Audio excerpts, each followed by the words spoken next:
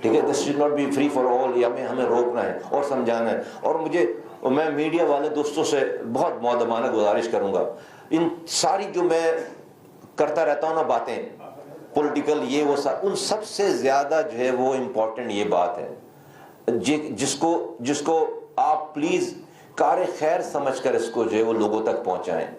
کار خیر سمجھ کر لوگوں تک پہنچائیں اس کو، اور یہ سمجھ کر پہنچائیں کہ ہم اپنا فرض پورا کر رہے ہیں لوگوں تک یہ آگاہی کہ شاید کسی ایک کے سمجھ میں آ جائے، شاید وہ بچ جائے، شاید اس کی زندگی میں تکالیف کم ہو جائے، تو ہمارا اس دنیا کا مقصد پورا ہو جائے گا. شہزاد صاحب نے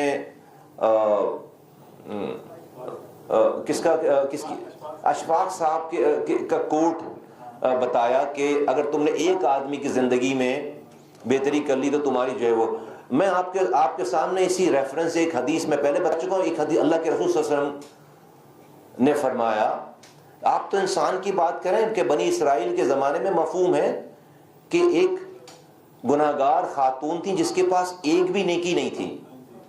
ان کا گزر کہیں سے ہوا تو انہوں نے دیکھا کہ ایک کتا پیاس سے کنویں کے گرد چکر لگا رہا ہے. اس گناہگار عورت جس کے بارے میں بڑی ڈیٹیل سے لکھی ہوئی ہے کہ ایک بھی نیکی نہیں ہے اس کے پاس، جب اس نے کتے کی یہ پیاس دیکھی تو رک کر اپنی جوتی اتار کر کنویں سے اس جوتی میں پانی نکال کر اس کتے کی پیاس بجھا دی، پانی پلا دیا. اللہ کے رسول فرماتے صلی اللہ علیہ وسلم کہ اللہ تعالیٰ کو اس گناہگار عورت کی یہ کہ وہ میری عبادت کریں. اور آج جو ہمیں سمجھ میں آتی ہے عبادت کہ بھئی رب کہہ رہا ہے ہم جن تو ہے نہیں، انسان ہے، تو رب کہہ رہا ہے میں نے تمہیں پیدا اس لیے کیا کہ تم بس میری عبادت. نماز ہے، روزہ ہے، حج ہے، زکوٰۃ ہے، یہ عبادات ہیں. تو نماز تو میں 5 وقت کی ملا کر کوئی 1.25 گھنٹے میں فارغ ہو جاتا ہوں. تو زیادہ کوئی اللہ سے مانگنی ہو چیز تو 1.5 گھنٹے لگ جائیں ساری نمازوں کو ملا کے.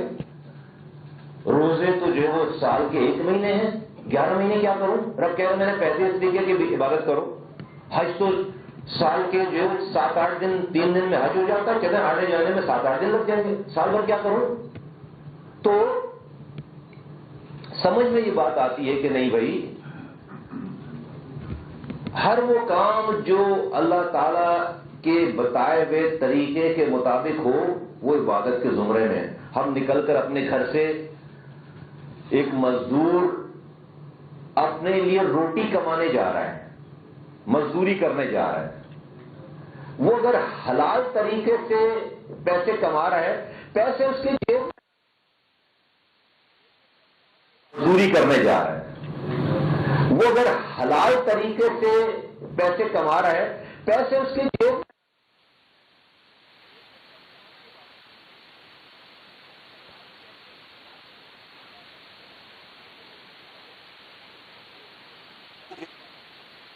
میں حج ہو جاتا ہے، چلے آنے جانے میں 7-8 دن لگ جائیں گے، سال بھر کیا کروں؟ تو سمجھ میں یہ بات آتی ہے کہ نہیں بھائی، ہر وہ کام جو اللہ تعالی کے بتائے ہوئے طریقے کے مطابق ہو وہ عبادت کے زمرے میں ہے.